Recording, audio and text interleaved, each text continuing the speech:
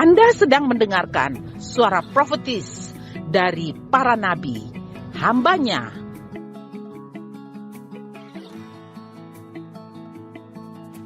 Dengarkanlah dan lakukanlah perintah Tuhan melalui para nabi, maka engkau akan berhasil. Selamat mendengarkan. Pastikan saudara membawa Alkitab, ya, jangan bawa HP saja. Ya, kita sedang belajar untuk kembali ke Alkitab supaya fokus kita senantiasa kepada firman Allah.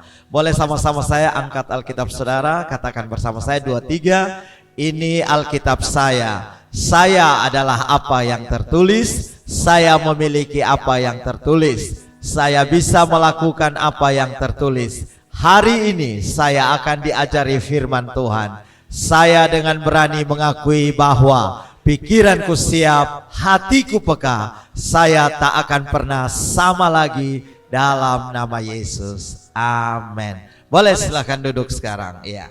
Tentu salam yang pertama dari Perth buat kita semua, Pastor John, Pastor Melsi, dan all family yang ada di Perth. Kirim salam buat kita. Minggu ini kita tentu sudah akan bisa ketemu beliau-beliau lagi. Oke, ada di tengah-tengah kita selain tim DTS from YWAM Timor Leste, ya, Kak Susan, Kak Pedro, and all friend. Ya, dan juga ada Kak David Telusa dan Kak Ritna Telusa from apa tuh? Sulawesi Kendari. Tepuk tangan dulu. Ya, ini kakak-kakak kita. Nanti gereja kedua, ibadah kedua maksud saya, Pak David akan melayani firman Tuhan, dan karena itu saya mau undang Karitna saja ke sini. Ya, ya. Karena tiap kali kalau Kak David datang tuh beliau yang ngomong begitu. Kita belum dengar suara manis Ibu Ritna. Ya, ini dulu beliau dari jauh-jauh datang jadi staff di DTS Kupang, lalu ketemu jodoh beliau di Kupang.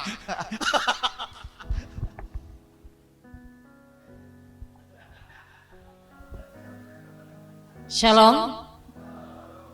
Puji Tuhan, terima kasih buat Kak John sudah kasih saya waktu. Saya tidak tahu apa yang saya mau saksikan karena saya langsung ditembak. Blank. Iya, saya di Kupang ini tahun 94. Masih memulai ya dengan beberapa hamba Tuhan di tempat ini. 94 dan saya keluar cuman 1 tahun. Setelah itu 1 tahun saya di sini, 95 saya keluar dan ke Bali waktu itu, gabung di Bali. Terus 9 berapa ya pulang di rumah? Iya. 7 tahun yang lalu. 7 tahun yang lalu. Iya, kami datang lagi dengan Abu Dai di tempat ini di Kupang, dan 2025 ini kami datang lagi. Tadinya saya tidak datang, ya, tapi waktu dengar Abu Dai mau mengajar di DTS, beta langsung semangat. Abu Dai bilang, "Mak, kamu enggak usah pergi ya." Saya bilang, "Oh sonde, beta mau pergi di Kupang." Gitu. Saya bersyukur saya boleh ada di tempat ini di Kupang lagi. Ini adalah rumah kedua saya. Selain di Kendari, saya orang Kendari, orang suku di sana, tapi saya begitu diterima di Kupang, welcome betul di Kupang seperti saudara ya. Sudah tidak rasa canggung dan tidak rasa asing bagi saya. Ini adalah rumah kedua saya. Dan di sini di Kupang itu saya banyak juga dibentuk ya sampai saya bisa bertahan dalam pelayanan 34 tahun di YWAM ya, dan saya ketemu dengan jodoh saya. Jadi Kupang ini mempertemukan saya. Sweet. Jadi terima kasih.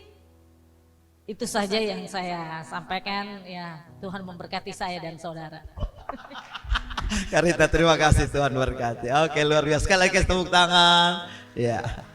Jadi Kak Susan dan teman-teman di DTS itu ketemu jodoh begini. Ya, oke. Saudara yang kekasih, kita tentu saya akan sharing apa yang sudah disiapkan bagi kita semua. Saudara yang kekasih, hari ini kita sedang belajar untuk mempersiapkan hidup kita menjelang kedatangan Tuhan yang kedua kali. Jadi tahun 2025, 2034 ya, yang sudah kita deklarasikan itu menjadi waktu darurat bagi gereja Tuhan.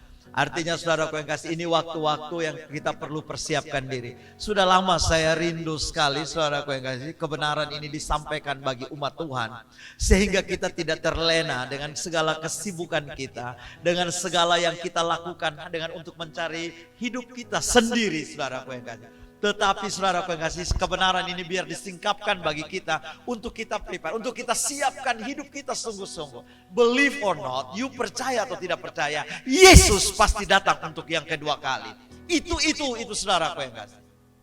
Yesus pasti datang untuk yang kedua kali.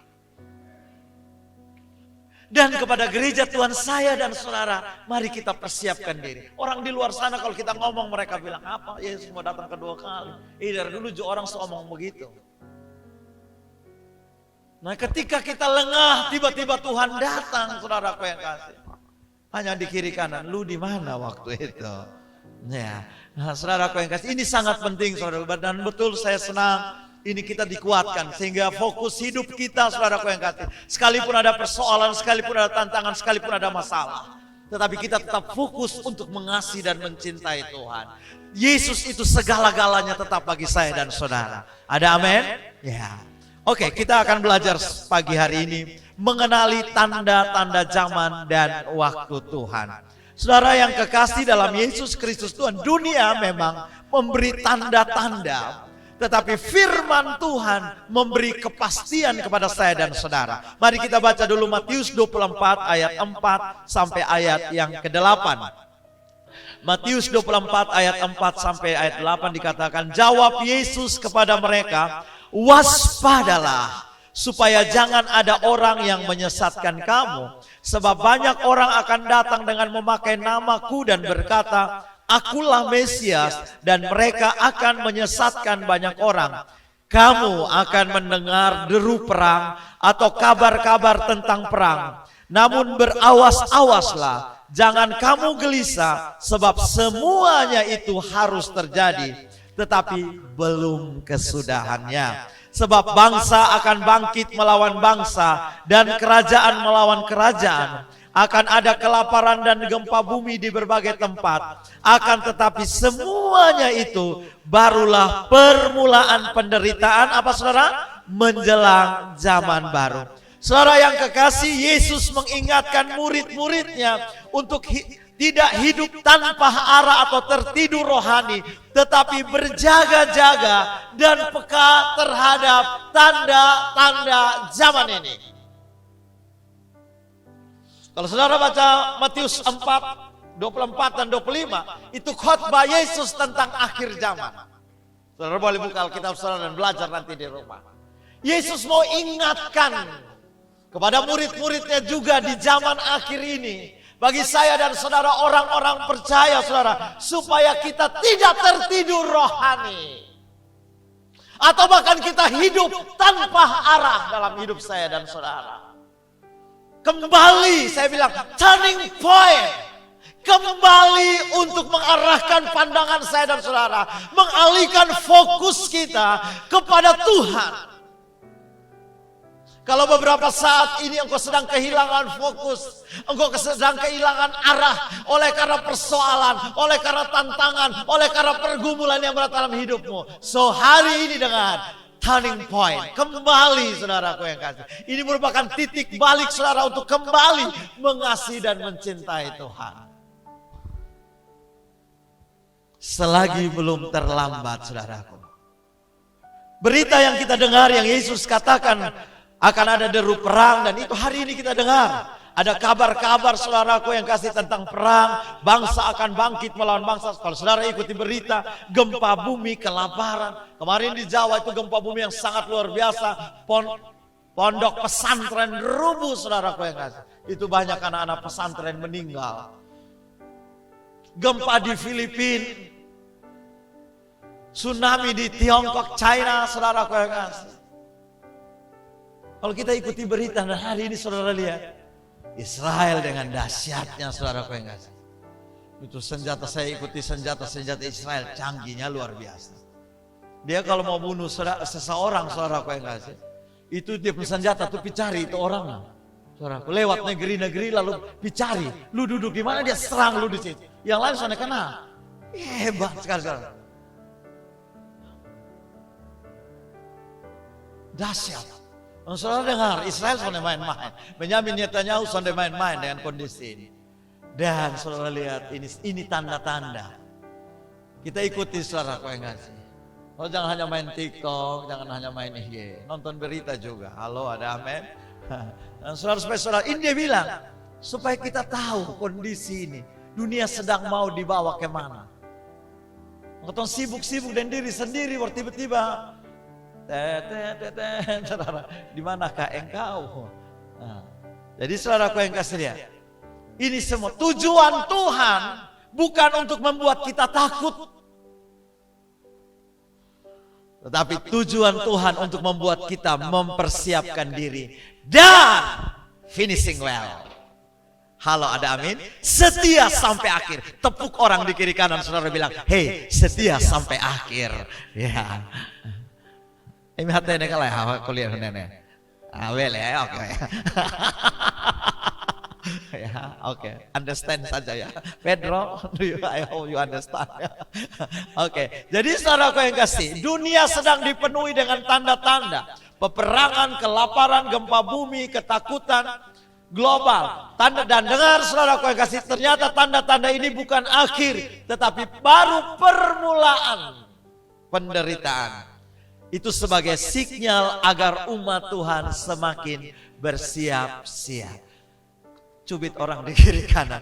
Weh, lu siap ke belum? Haleluya. Harus selalu siap. Amin. Kita harus selalu siap. Dunia panik. Tapi dengar, sebagai orang percaya, kita tetap berjalan dalam pengharapan karena kita mengenal rencana Tuhan. Ada amin? Nah, ketika kita tahu apa maksud Tuhan, rencana Tuhan, dunia boleh goncang-gancing, saudaraku, dunia boleh panik. Saya pegang Lukas tuh, saudaraku, 21. Dalam kondisi begitu umat Tuhan akan diluputkan. Ya, tapi harus setia, saudaraku yang kan. Saudara tidak bisa lagi asik-asik, beta pasti luput, beta no, saudaraku. Yang penting saudara setia dari sekarang. Ayub 42 ayat 2 bilang, aku tahu bahwa engkau sanggup melakukan segala sesuatu dan tidak ada rencanamu yang gagal. Haleluya. Tidak ada rencana Tuhan yang gagal dalam apapun juga, saudaraku yang kasih. Termasuk penggenapan semua firman Tuhan ini, saudaraku yang kasih.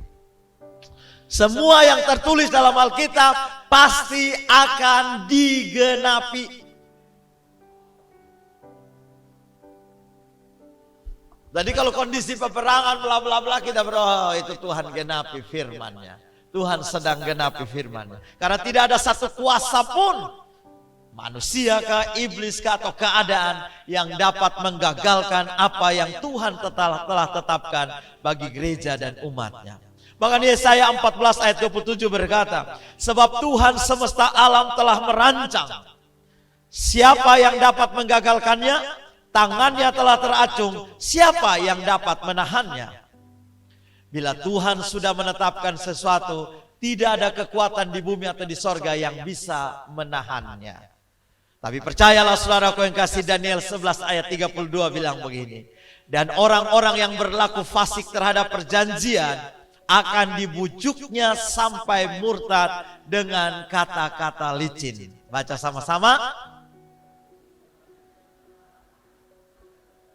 Tetapi siapa umat itu? Siapa umat itu?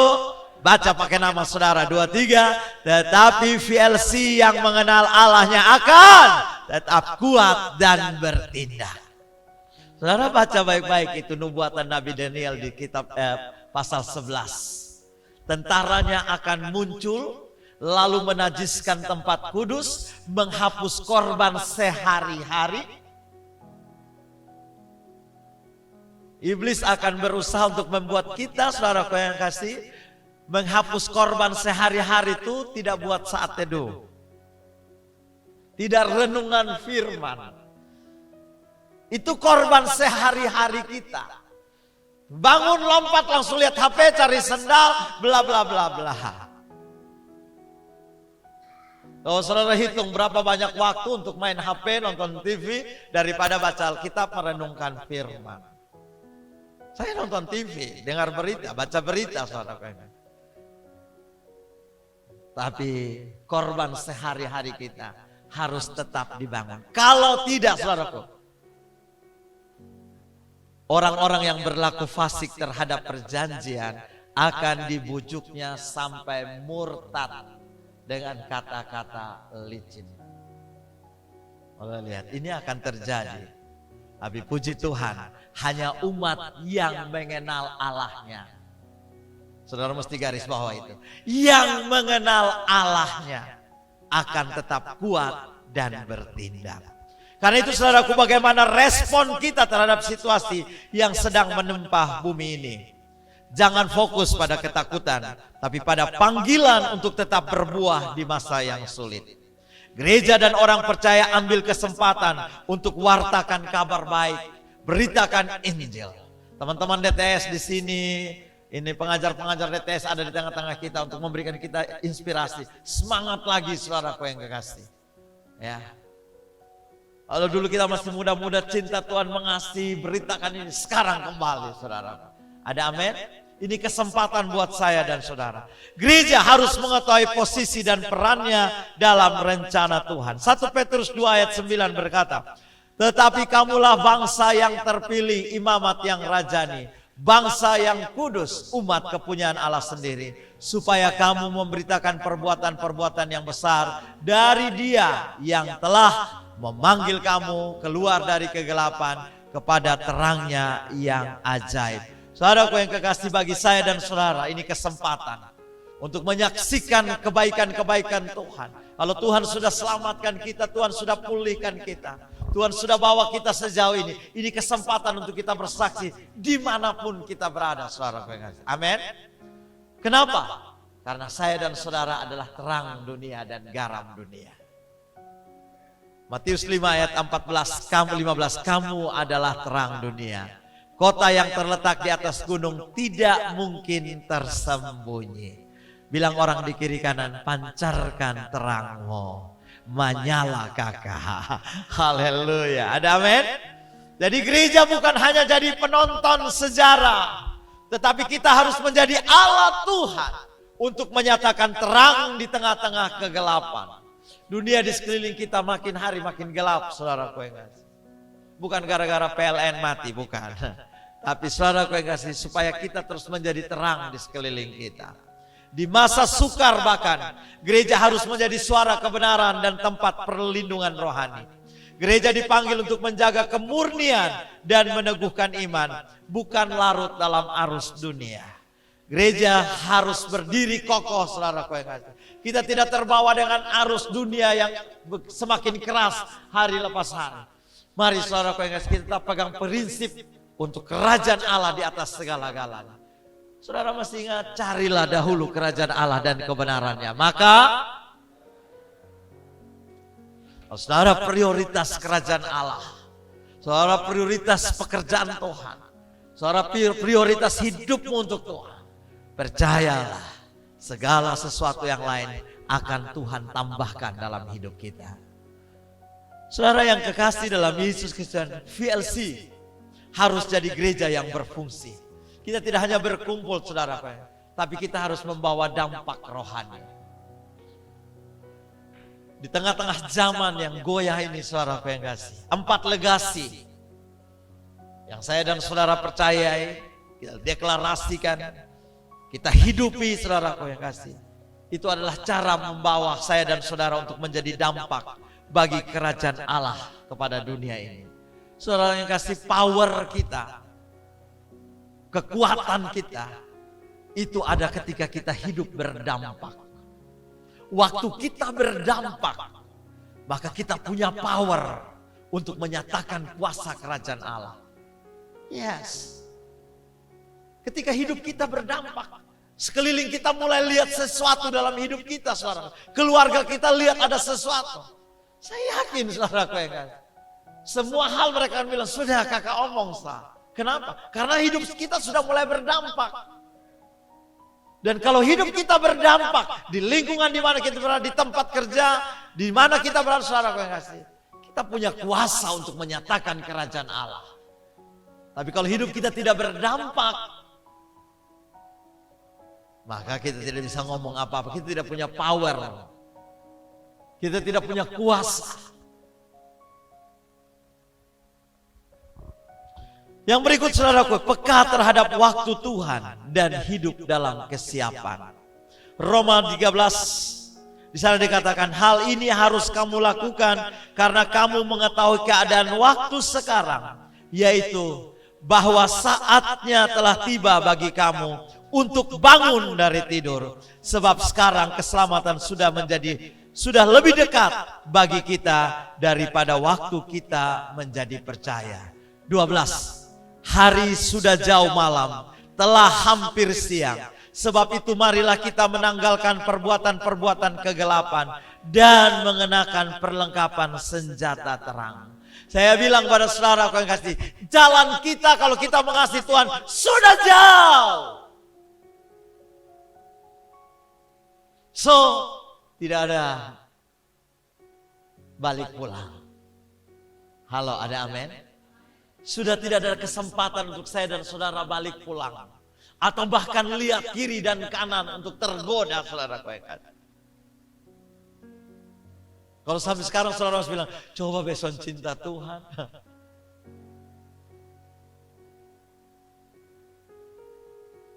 Saudara yang kasih dalam Yesus, jalan kita sudah jauh. Dan kita sudah di hampir akhir dari perjalanan kita. Tanggalkan semua sakit hati, benci, dendam, marah, kecewa. Rasanya itu hanya sebuah pilihan dalam hidup saya dan saudara. Betul saudara? Kita sudah tidak ada kesempatan untuk memilih sakit hati. Tidak ada kesempatan untuk memilih kecewa. Tidak ada. Sudah tidak ada kesempatan lagi mestinya. Yang ada sekarang adalah tetap memandang kepada Tuhan. Pandang kepada Yesus. Untuk sekali maju tetap maju. Sekali merdeka. Sekali Yesus. Yes. Karena kalau kita masih marah, saudara yang kasih, sakit hati, dendam, maka kalau tiba-tiba Tuhan datang, saudaraku yang kekasih, atau kalau Tuhan tidak datang, kita yang pergi ke Tuhan, saudara paham maksud saya? Maka kalau itu tidak diselesaikan, jangan harap saudara akan nikmati surga. Jadi kalau ada masalah, ada hal, sudahlah beta akan simpan di hati. Selain buat darah tetap normal, kolesterol tetap normal, ya toh, wajah tetap awet muda. Ya kan saudaraku yang kasih. Tetap penuh sukacita. Sambut Yesus nanti kedua kali itu dengan wajah berbinar-binar. Sonusa muka asam. Jadi kalau saudara menyembah Tuhan selalu malah. Tuhan bilang, aduh lu bilang Tuhan beta selalu menolong kalau muka nih Tuhan betul ini. Coba lihat orang di kiri kanan senyumnya itu loh bilang. Haleluya. Ada amin? Yes, saudara kowe. Kita jalan sejauh. Haleluya. Saya cinta Tuhan sudah 35 tahun. Sudah terlalu jauh untuk tidak ada pikir untuk balik pulang. Kecuali maju selalu untuk Yesus sampai akhir, menyelesaikannya sampai akhir. Masih pikir ini itu Tuhan.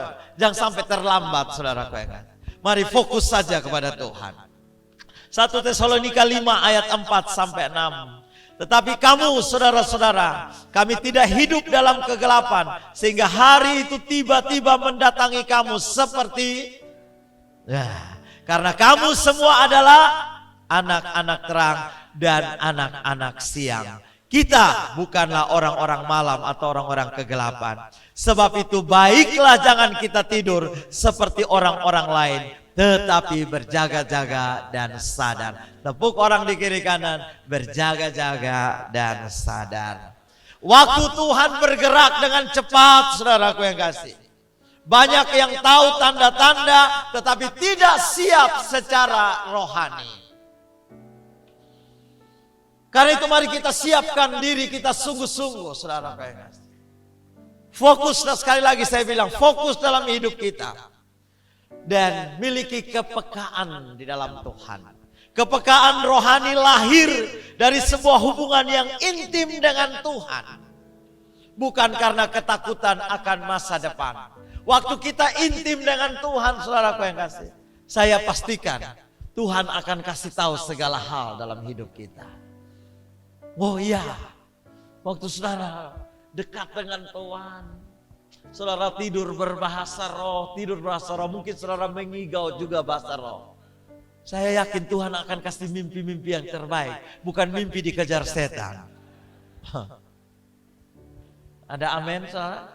Tuhan akan tunjukkan, saudara, ketika kita intim dengan Tuhan. Iya, karena Tuhan punya maksud selalu terbaik bagi saya dan saudara. Tidak ada rancangannya yang mendatangkan kecelakaan, tidak ada. Tuhan selalu bermaksud baik bagi saya. Karena itu bangun hubungan yang intim dengan Tuhan. Terus saudaraku yang kasih, dekat dengan Tuhan dalam doa-doa saudara. Kalau saudara tidak punya waktu cukup untuk berlutut, dimanapun saudara, sambil masak, sambil nyetir, sambil bermain, kerja di komputer, sambil apa saja, tetap komunikasi dengan Tuhan 24 jam. Tanya Tuhan, ini kenapa? Bagaimana Tuhan? Kalau saudara tidak punya kata-kata bahasa roh, kita sudah dilengkapi dengan bahasa yang sangat canggih, yang iblis saja tidak tahu. Hanya kita dengan Tuhan yang tahu. Karena roh kita sedang bersekutu dengan Tuhan. Ada amin, saudara? Sekali lagi, saudara yang kasih, kita harus senantiasa berjaga-jaga dengan hati yang bersih. Ini penting, saudara yang kasih. Dengan hati yang bersih. Ketika kita punya hati nurani yang bersih, hati nurani yang murni, saudara yang kasih, saya yakin Tuhan akan tuntun kita di jalannya. Ada amin? Terus jaga api doa yang terus menyala, saudaraku yang kasih. Dan satu, jangan lupa, jadilah pelayan yang setia. Ya itu saudara, itu ada cerita di Matius. Itu pelayan bilang, Tuhan sudah datang. Akhirnya bap pukul sesama pelayan. Waktu bap pukul yang sama pelayan, tiba-tiba Tuhan datang.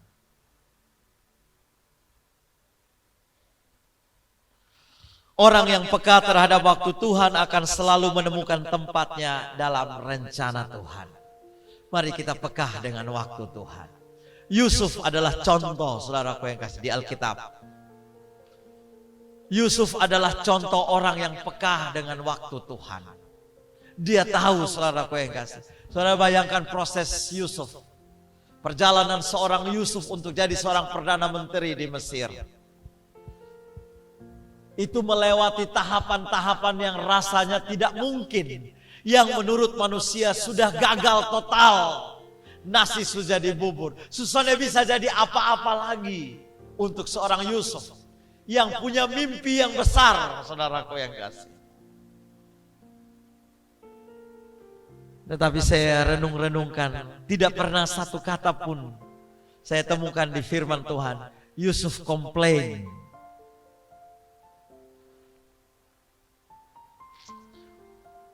Yusuf tidak komplain sedikit pun. Halo. Udah, Yusuf tidak komplain. Anak kebanggaan seorang papa Yakub, anak manja di tengah-tengah keluarga Yakub, saudaraku yang ada. Lalu jadi seorang pembantu di keluarga Potifar. Itu turunnya jauh sekali, saudaraku yang kasih. Tapi no complain. Dia tidak komplain apapun. Dia lakukan dengan setia bagiannya. Dia lakukan dengan setia bagiannya. Karena dia tahu Tuhan pasti punya rencana yang terbaik untuk semuanya ini. Dia lakukan dengan setia. Lalu saudara yang kasih, dia angkat jadi kepala rumah tangga Potifar.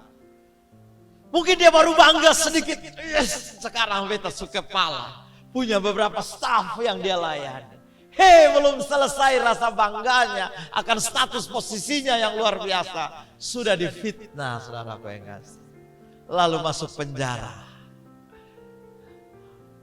Bagi banyak orang ini sudah berakhir dan tidak akan bisa lagi. Yusuf selesai. Oh, masuk penjara. Difitnahkan hal yang buruk yang tidak dia lakukan. Mungkin kita sedang mengalami hal yang demikian. Masihkah kita fokus untuk hal itu? Atau kita kembali lihat ke Tuhan yang punya rencana yang terbaik dalam hidup saya dan saudara? Kan kalau kita telinga tipis kan, WA masuk tak salah saudara kan. Atau bilang, lu siapa? Lu belum tahu ini? Kalau kita sebagai pukul dada saudara yang kasih. Kalau saudara dengar sesuatu yang, waduh, balik belakang saudaraku. Sambil bilang, Tuhan, apa maksudmu? Saya yakin engkau akan menyelesaikan rencana Tuhan. Saudara lihat. Yusuf di penjara. Lalu tolong tetap saudaraku yang kasih. Di penjara pun Yusuf lakukan bagiannya dengan baik. Tidak komplain di penjara. Apalagi menangis meraung-raung dan minta pulang. Kalau Yusuf dari Sumba tahu begitu besok pulang ke Sumba dari dulu. Sonde saudara yang kasih. Yusuf tetap percaya ada waktu Tuhan. Nah ini kita sulit saudara yang kasih ya. Sulit bagi kita untuk bilang sudah tenang nanti ada waktu Tuhan. Kan kita sudah biasa semua mau jadi habis toh. Ya. Ini hidup hari-hari saudaraku yang kasih. Untuk lihat kondisi ini. Namun Yusuf tetap setia. Bahkan saudaraku yang kasih, tolong orang lain orang lupa buang. Ingat beta yang tolong lu, kalau lu jadi begitu lu Kalau bukan beta lu duduk di situ. Itu toh. Yusuf tolong itu tukang juru minum sebalik pulang sekarang. Dia lupa. Tapi Tuhan tidak lupa. Haleluya. Dia selalu menolongku. Beri tepuk tangan bagi dia. Haleluya. Tuhan tidak lupa. Tepuk orang di kiri kanan. Tuhan sampai lupa lu. Haleluya. Tuhan tidak akan lupa apa yang pernah saya dan saudara kerjakan. Dengar baik. Kalau tembok-tembok saja catat apa yang kau dan saya kerjakan. Apalagi Tuhan. Dia sudah menulis dengan tinta emas untuk semua yang saya dan saudara lakukan. Yes.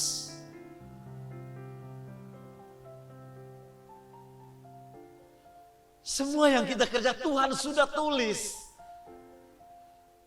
Tuhan lupa. Never. Tuhan tidak lupa. Tidak. Bahkan dia Alkitab bilang dia ukir saya dan saudara di telapak tangannya. Bayangkan telapak tangannya itu ada saya dan saudara. Jadi semua yang kita lakukan, semua yang kita kerjakan, semua yang kita gumulkan, semuanya. Pagi ini dengar Tuhan bilang beta sonde lupa kawan. Anak beta tidak lupa. Dan terbukti saudaraku yang kasih. Yusuf akhirnya dipanggil ke istana. Dan saudara tahu cerita itu. Di akhir kisah Yusuf menghadapi saudara-saudaranya. Kejadian 50 ayat 20. Ini yang membuktikan. Dia punya hati seluas samudra. Dia punya jiwa besar untuk hadapi apapun juga. Ayat itu bilang, memang kamu telah mereka-rekakan yang jahat terhadap aku. Tetapi Allah apa saudara? Katakan amin. Semua yang buruk dalam hidup kita yang terjadi hari ini dengar baik. Yang direka-rekakan oleh si jahat. Allah akan mereka-rekakannya untuk kebaikan bagi saya dan saudara.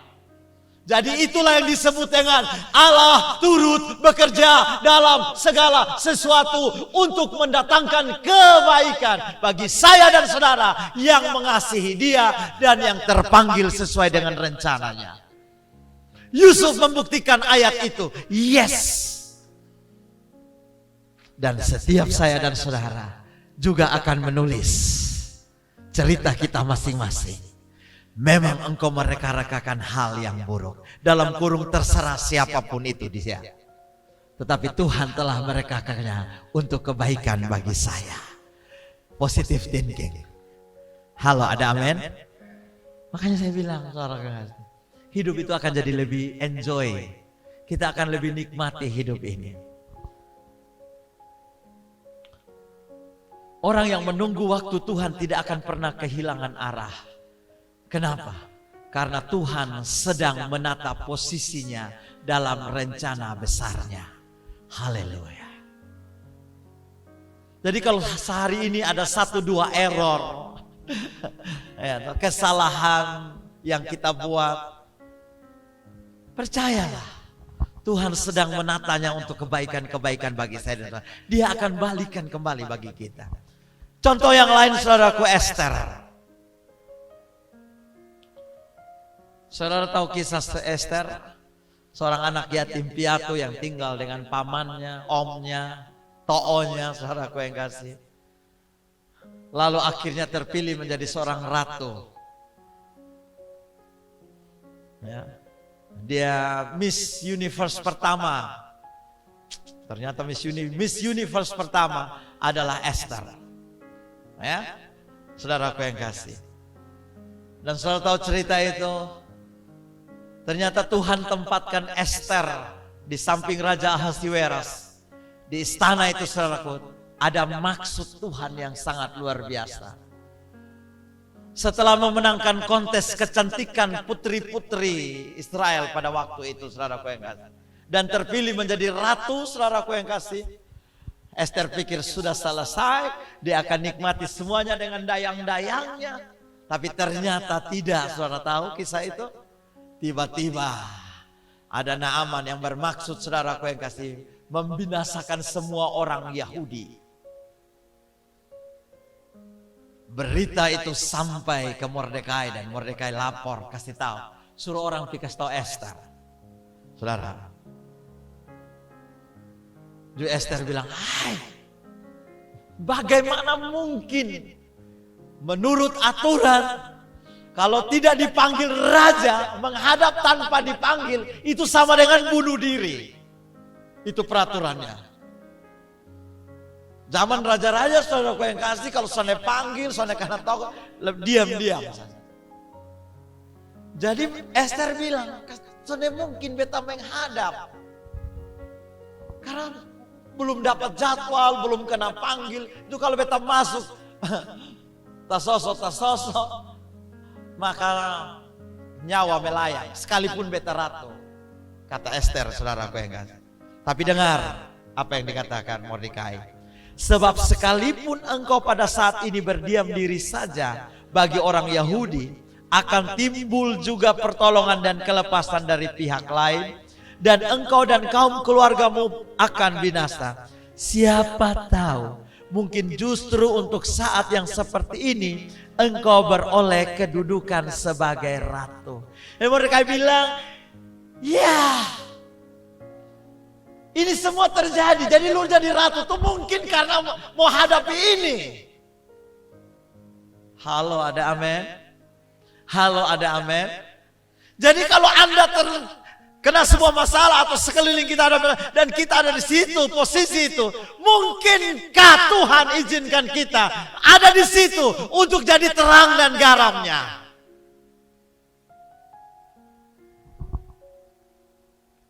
Saudara yang kekasih, Esther menjadi ratu yang bukan kebetulan.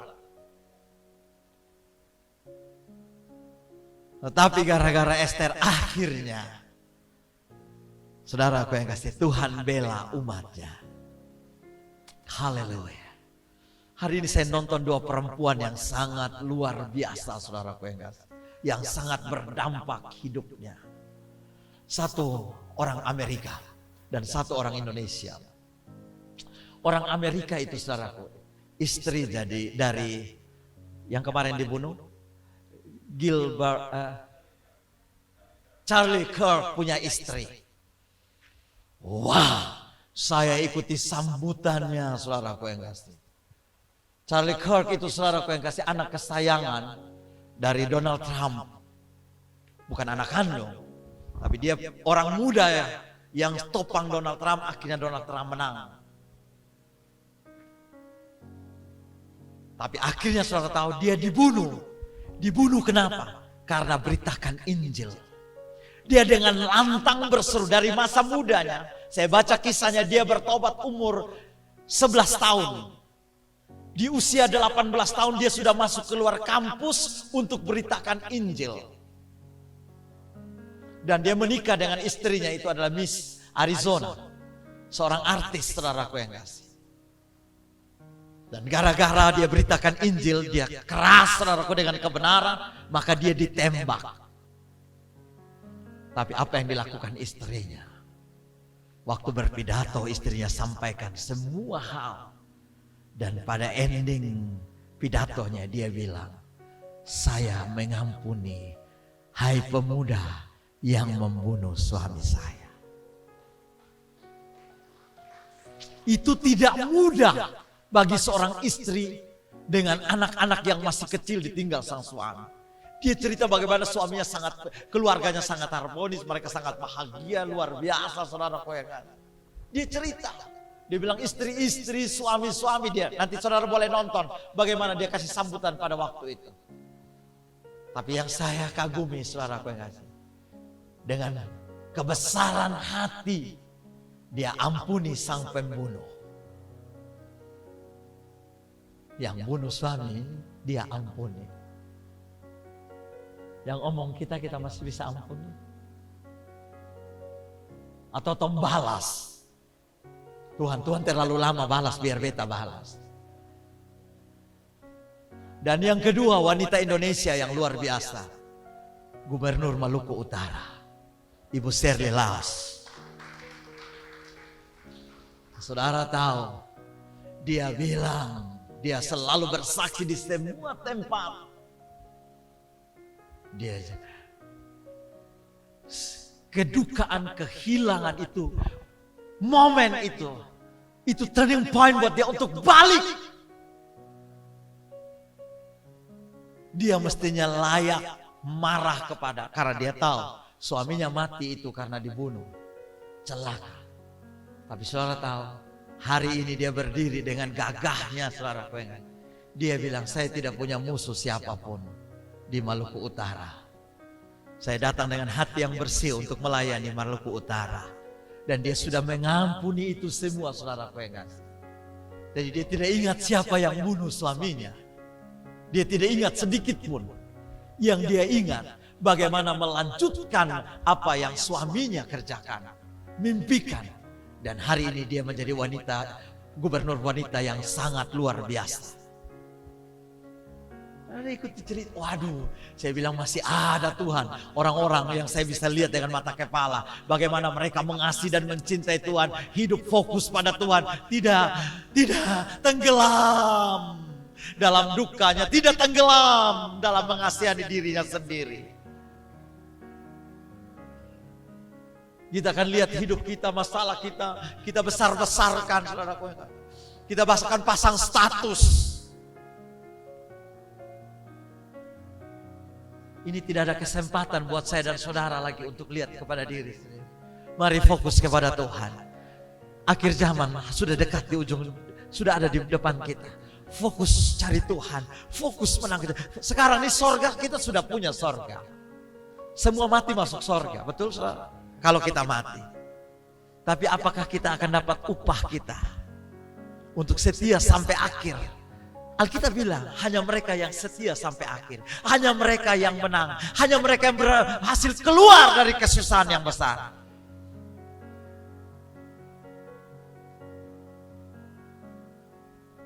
Tidak ada jalan lain bagi kita kecuali fokus kepada Tuhan.